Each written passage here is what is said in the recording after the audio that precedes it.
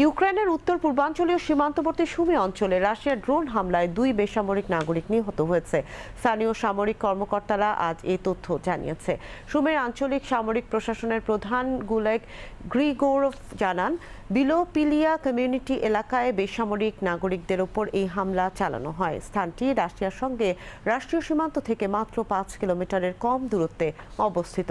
Russia Ukraine যুদ্ধ শুরুর পর থেকে মস্কো প্রায় প্রতি রাতেই শত শত ড্রোন হামলা চালাচ্ছে বলে অভিযোগ কিয়েভের। জবাবে ইউক্রেনও রাশিয়ার জ্বালানি ও সামরিক স্থাপনাগুলোতে পাল্টা হামলা চালাচ্ছে। এদিকে আজ সকালে রাশিয়ার অভিভুক্ত ক্রিমিয়ার সেভাস্তোপোলে ইউক্রেনের একটি ড্রোন হামলায় গাড়ির ভেতরে থাকা এক ব্যক্তি নিহত হয়েছেন। এই হামলায় বন্দর নগরীটির বিভিন্ন এলাকার বেশ কয়েকটি বাড়ি ও একটি নাচ শেখার স্কুলও ক্ষতিগ্রস্ত হয়েছে। এর আগে শনিবার কিয়েভ থেকে জানানো হয়, মধ্য পূর্বাঞ্চলীয় দিনিপ্রো শহরে টানা 20 ঘণ্টা ধরে রাশিয়ার ক্ষেপণাস্ত্র ও ড্রোন হামলায় অন্তত 8 জন নিহত হয়েছে।